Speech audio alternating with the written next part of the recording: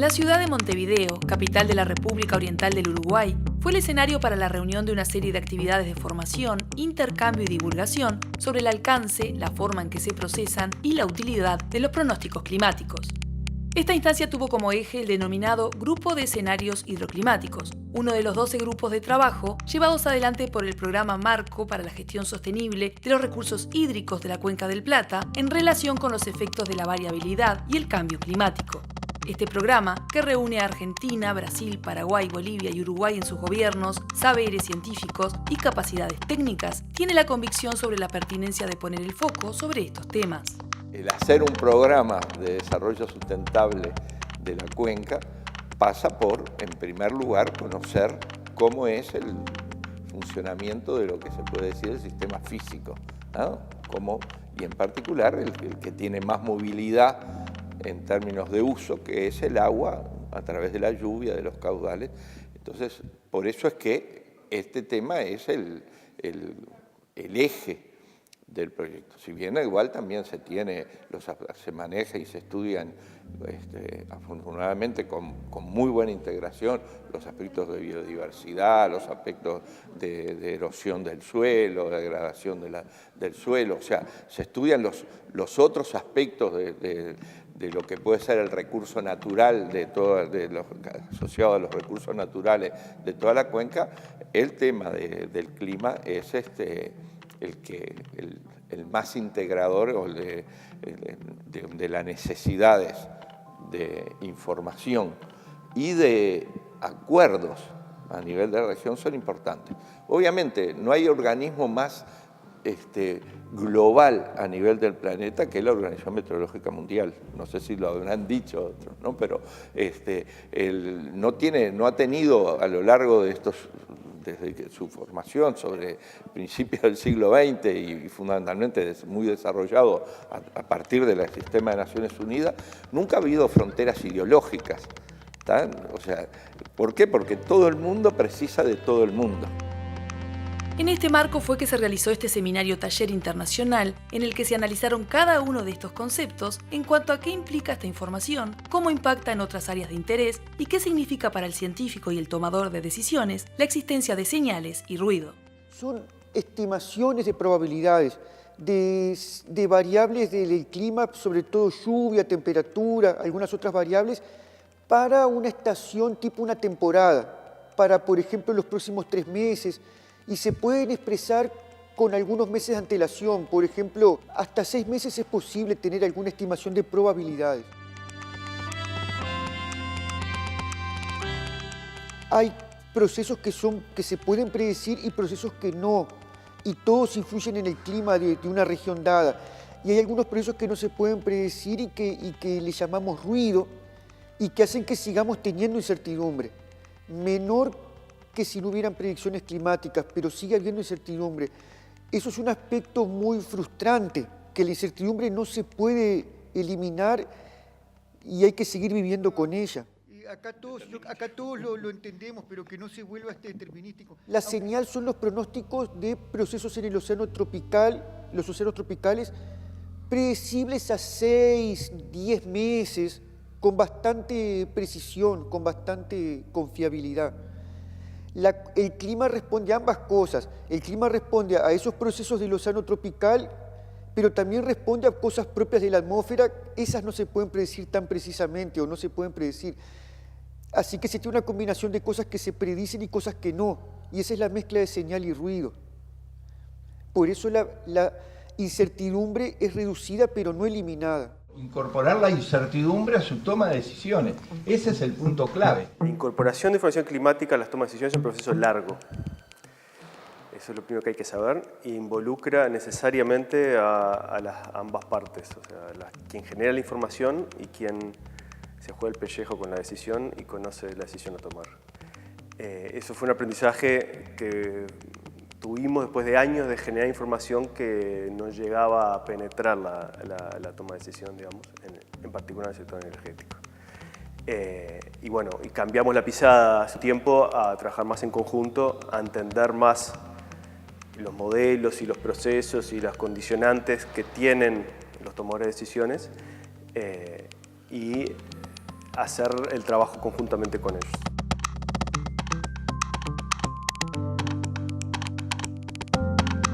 De alguna manera, explícita o implícitamente, las tomas de decisiones de las cuales hablamos ya están acostumbradas a lidiar con esto. Simplemente hay que reconocerlo, visualizarlo, explicitarlo, y ahí, una vez que se hace ese ejercicio, se está más cerca por incorporar sesgos a esa operativa, a ese modelo, a ese concepto que ya se supone maneja gente que lidia con incertidumbre climática y de otro tipo. Uno puede tener la misma incertidumbre, pero esperando valores esperados más altos, por ejemplo, digamos, ¿no? Entonces, en un año particular, uno, en vez de esperar todo lo posible o todo lo que en el pasado ha recibido como caudales o cualquier otra medida que sea de interés para tomar decisión, puede ser que sea más probable que se den los caudales más altos o los más bajos, o que sea menos probable la ocurrencia de extremos de ambos signos. Pero de todos modos, lo importante es saber cómo introducir cualquier sesgo de ese tipo en lo que uno ya está haciendo. Desde el lado nuestro es cómo puede ser que se sigan tomando decisiones sin esta información. Y yo creo que desde el otro lado es cómo pretendés tú que yo sepa cómo cambiar mi decisión con esto que me estás dando. Esa era una caricatura de lo que yo creo que sucedía hace un tiempo. Y bueno, entonces hay que pasar de trabajar, de generar información a generar a eso. La palabra clave es incorporar. ¿Cómo cambio algo? Digo, alguien dijo ayer, so what? Sí, me das esto, pero yo ¿qué hago con esto? Digamos, ¿no? Bueno, y ahí se requiere de remangarse y trabajar juntos en esa incorporación.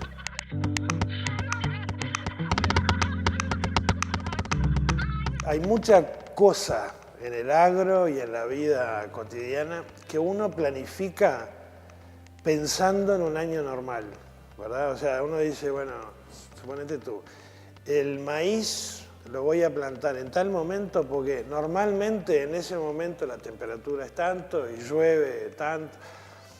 Ahora, si tú tomás al azar, en cualquier lugar del mundo, en cualquier lugar de Uruguay, haces un dibujo con las lluvias mensuales de cualquier lugar del Uruguay y lo comparás con el año normal, que sería el promedio del 100 años de lluvias de los mismos meses, lo que te vas a dar cuenta es que ningún año nunca se comportó como el año normal.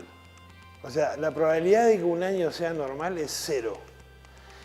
Y sin embargo, hay una cantidad de cosas que todos, productores, ministros, gente común, planifica suponiendo que va a ser un año normal. Entonces, a pesar de esa desilusión que yo te digo que hubo con los pronósticos, después la gente empezó a entender, bueno, pasamos de no tener ninguna información, que es lo que había antes, a tener algo de información. Es mejor que nada, pero tampoco esperemos más de lo que pueden dar.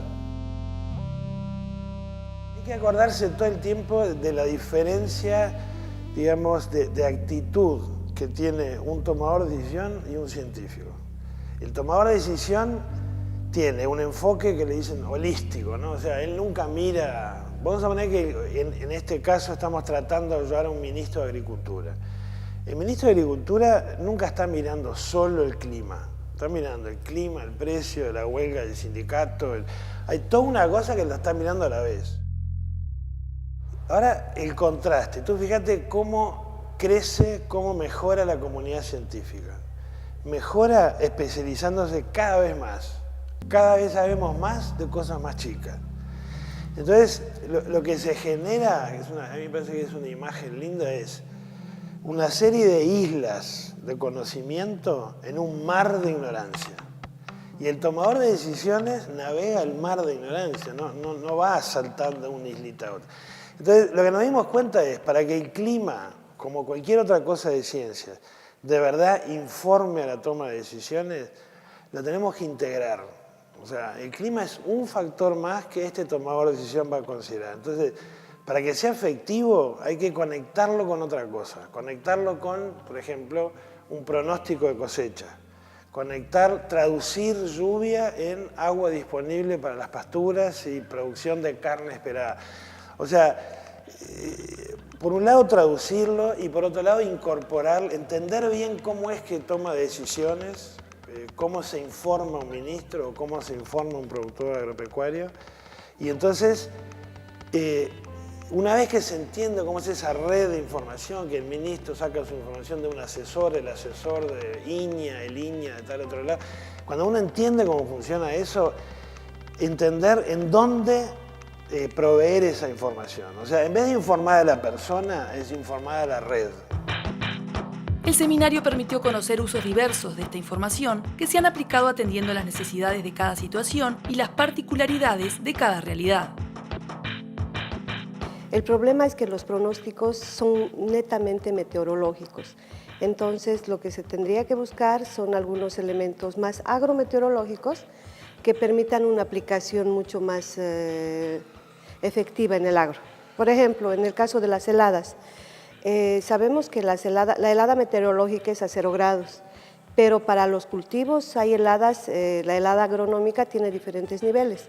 Por ejemplo, en la zona tropical de Bolivia, el límite está en la temperatura base, por ejemplo, está entre 12 y 15 grados. Entonces, un valor de 12 a 15 grados de temperatura ya podría significar un riesgo de helada agronómica para los cultivos de trópico, ¿no? Se necesita tal vez una exquisitez en ese sentido, ¿no? Desarrollar un poco más la parte de investigación y poder aplicar, dar aplicaciones, ¿no? Para el agro específicas, con algunos índices como estos. Se está tratando justamente de que las decisiones que se toman en base a las investigaciones o trabajos, digamos, técnicos científicos, puedan llegar a las autoridades en función de cada uno de los sectores. Es decir, nosotros formamos parte de lo que sería el CONARAD, el Consejo Nacional de Reducción de Riesgos en Bolivia, ligado a lo que es defensa civil, y a través de ello se empieza a difundir algunas alertas, algunas situaciones extremas que puedan darse, porque quienes deben tomar decisiones, por un lado, son autoridades muchas veces políticas, pero coadyuvados por lo que vendría a ser defensa civil o los sectores que estén ligados a nosotros desde el punto de vista como interlocutores de lo técnico a lo que puede entender la gente. De principio, lo que se busca es que el clima trate de no perjudicar tanto a la sociedad. Por lo tanto, hay varios sectores que podemos nombrar, lo que vendría a ser seguridad alimentaria, salud, educación, que tienen una cierta incidencia por lo que es el clima en su conjunto. Esto, más adelante, el hecho de reducir justamente esta situación de riesgos, haciendo una buena gestión, yo creo que puede ser no tan contraproducente como en un sentido contrario cuando hay una afección climática bastante marcada. Las intervenciones pusieron sobre la mesa algunas estrategias positivas relacionadas con este tipo de vínculos regionales. Basicamente, todos os países da América do Sul fazem nos serviços meteorológicos nacionais previsão climática sazonal. Reconhecido pela OMM, há um fórum climático que de 3 em 3 meses se reúnem esses centros operacionais que produzem essas previsões climáticas e discutem quais são os prognósticos, as tendências climáticas para os próximos meses. E esses fóruns, basicamente, têm a função de discutir ou avaliar o clima do passado, né, dos meses anteriores, avaliar as previsões que foram feitas e realmente prognosticar as tendências climáticas futuras, sempre no horizonte de 3 meses à frente. E com foco principal nos determinados setores da sociedade que demanda informações cada vez mais precisas com base nessas previsões, que são os usuários, por exemplo, dos recursos hídricos, da agricultura e da saúde. Estas estrategias conjuntas permiten realizar controles constantes, ajustar la información y así mejorar las acciones. As previsões climáticas sazonais, elas são feitas para um planejamento em diversos setores, seja para a energia ou para a produção agrícola ou mesmo para o turismo. Então, avaliar as previsões climáticas nos dá uma noção de quanto estamos acertando as nossas previsões climáticas. E também possibilita nós vermos que, ao longo do tempo, com a evolução dos modelos, nós percebemos que o índice de acerto vem melhorando também. Então, é por isso que é importante fazer a avaliação das previsões climáticas. Os modelos vêm evoluindo, nós estamos melhorando os resultados das previsões e, com isso, os usuários, os tomadores de decisão, eles, ao interagir com os pesquisadores que produzem os prognósticos climáticos, eles começam a ter mais confiança na tomada de decisão. En esta ecuación no puede estar ajeno el sector privado, especialmente las empresas que participan de proyectos binacionales fronterizos, por ejemplo, las represas hidroeléctricas, las que valoran especialmente esta información. En el caso específico de Yacyretá, bueno, es una central muy especial porque se llaman de paso, o sea que no pueden acumular agua, sino que utilizan el recurso hídrico tal cual les llega. El pronóstico meteorológico, al cambiar el estatus de operación y tener que utilizar las estructuras auxiliares de descarga como ser un vertedero, pueden afectar a la producción de energía bajándola. Y en el caso de los pronósticos climáticos, lo que nos están diciendo es qué rangos probables vamos a tener de producción de energía según tengamos más agua o menos agua en el periodo donde está el pronóstico vigente. Los cambios más evidentes son en el corto plazo, los de los pronósticos meteorológicos. Un pronóstico meteorológico puede disparar, en la medida que sea preciso y confiable, puede disparar una alerta temprana contra inundaciones. ¿Sí? Entonces eso es un cambio cuantitativo y cualitativo en la condición de operación de la represa. Entender la atmósfera es muy complicado. La física de la atmósfera es mucho más complicada que, por ejemplo, la física de los ríos. Y como decía alguien alguna vez, nosotros somos peces del fondo del mar de la atmósfera. Y la física de ese sistema todavía no está muy comprendida. Entonces, bueno, hay cosas que están empezando a ser descubiertas, otras que vienen con más background atrás histórico y, bueno, tienen un grado de desarrollo mayor, pero digamos que es una ciencia que, a pesar de que algunos piensan que tiene mucho de preciso, tiene mucho por hacer todavía, ¿eh? Mucho por hacer y mucho para mejorar. Por lo menos es lo que nosotros esperamos, ¿no es cierto? Otra faceta importante para la aplicación de estos saberes es la de la gestión de riesgos, que por ejemplo en Paraguay ha generado experiencias altamente interactivas que relacionan a técnicos y población para la mejora del agro, la salud y el trabajo. Estamos teniendo desde el año 97 los primeros pronósticos climáticos regionales, justamente que fueron iniciados acá en Montevideo, y a partir de ahí hemos tenido esa continuidad, dándole a los productores esa información en un tiempo, en un periodo de toma de decisiones. Me explico, cuando vamos a empezar a sembrar allá en el país, que es la época de septiembre, octubre, nosotros en el mes de julio, con los pronósticos que generan los servicios meteorológicos regionales, salimos al campo, salimos con los productores, con los técnicos, con las cooperativas y se les comunica de qué manera se estaría comportando el periodo trimestral para que ellos puedan tomar decisiones.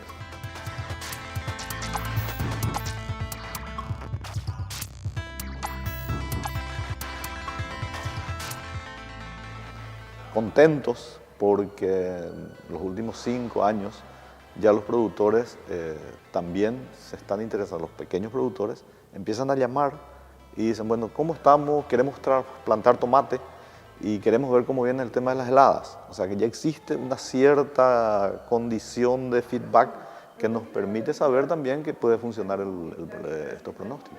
Y ahora se está implementando un sistema de alerta tempranas, fitosanitarias y de eventos extremos que nos va a permitir trabajar mucho más de cerca. Son proyectos pilotos, pero que tiene todo un sistema que va a permitir a través de teléfonos celulares el productor reciba en terreno la información de la posible aparición de una plaga, una enfermedad asociada a eventos del tiempo, del clima, o también heladas, probabilidad de tormentas, etc. Eso en este momento se está trabajando. Desde el seno del programa Marco, se entiende que unir el trabajo y las voluntades de científicos, técnicos y tomadores de decisiones de 5 países debe ser mirado siempre como una construcción permanente, un camino de trabajo arduo y cotidiano que por el momento ha sabido mostrar resultados netamente positivos.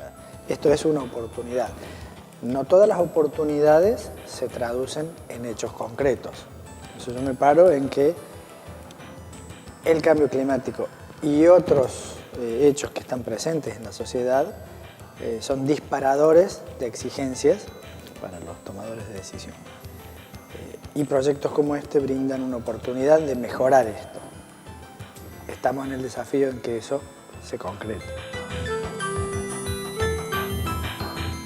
A Europa le llevó 500 años superar la Edad Media, salir de la visión feudal, se tuvieron que comer 2 guerras mundiales para llegar hoy a la Unión Europea. Latinoamérica con mucho menos tiempo, con una historia mucho más dura, sin un plan Marshall, sin pasar por guerras mundiales, está integrando lo que se suele llamar un bottom-up, de abajo para arriba, no de arriba para abajo. Podemos ver que tiene muy buena correlación positiva con esta zona. En este contexto, se hace evidente la importancia de este evento internacional.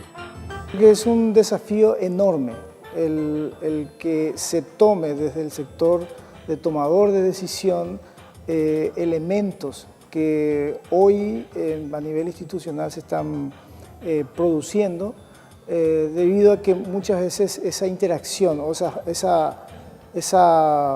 ese puente entre la producción de información, sea esta a nivel de observación, a nivel de predicción, a nivel de conocimiento en general, a la aplicación en políticas públicas aún no está bien establecida.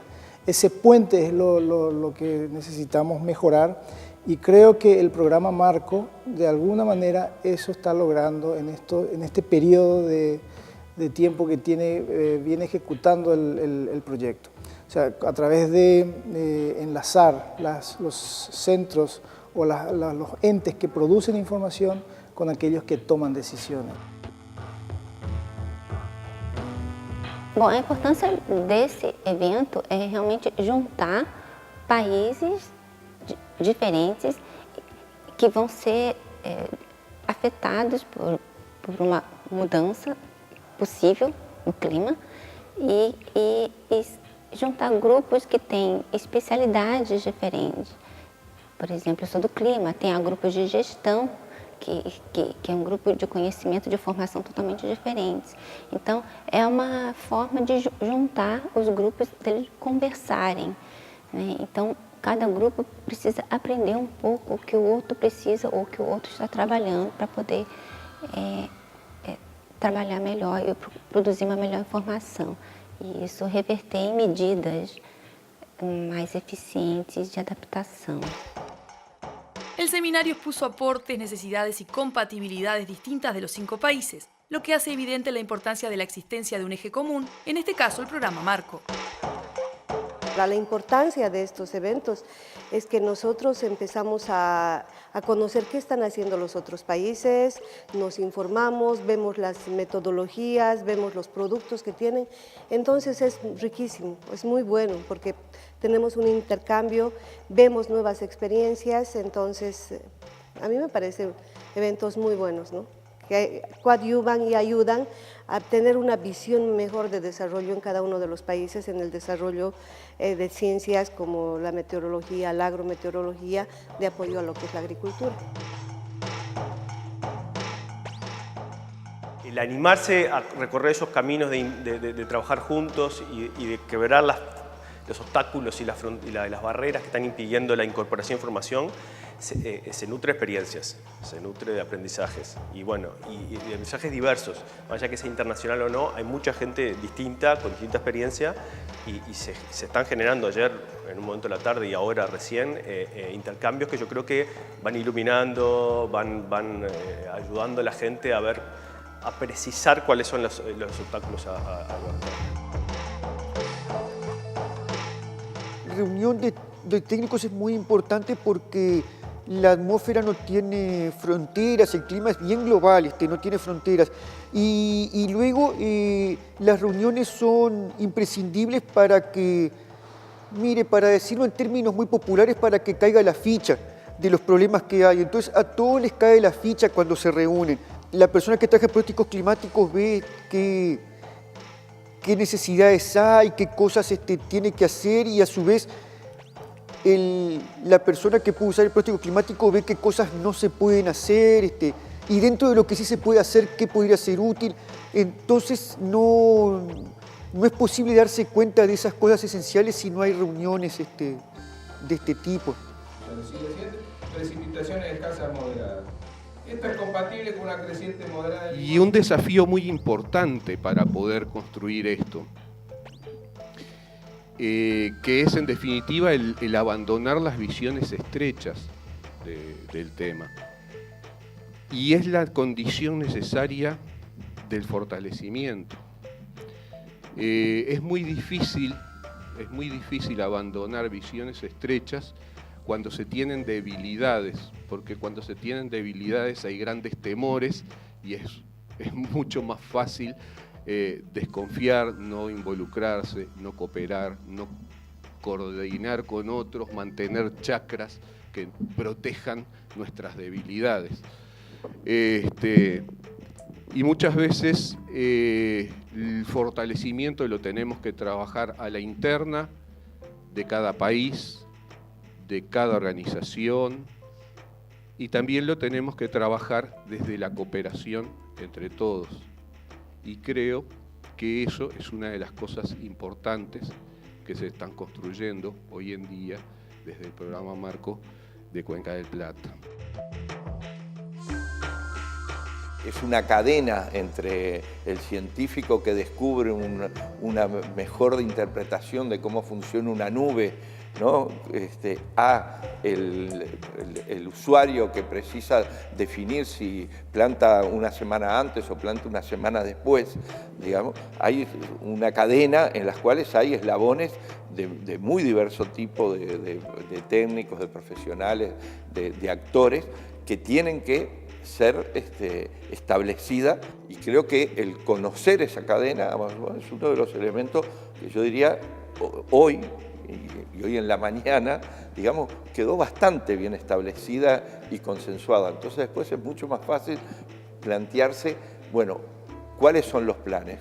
¿Qué es lo que podemos hacer? ¿Qué puede hacer el programa Marco para diagnosticar a nivel de la cuenca, a nivel de cada uno de los países, cómo es las capacidades en cada uno de esos eslabones? ¿Y qué puede hacer el programa Marco, el plan de acción estratégico del programa Marco, para ese fortalecimiento a nivel local de un país, porque es el que va a relacionarse con sus productores, y a nivel de la región, porque la mayor parte de las herramientas son esencialmente transfronterizas, son regionales. 3 jornadas de trabajo, más de 20 conferencias y talleres y el aporte de decenas de expertos en cada una de ellas son el primer gran logro del seminario, en un proceso en el que se espera los resultados más notorios se cosechen a la interna de cada uno de los países de la cuenca.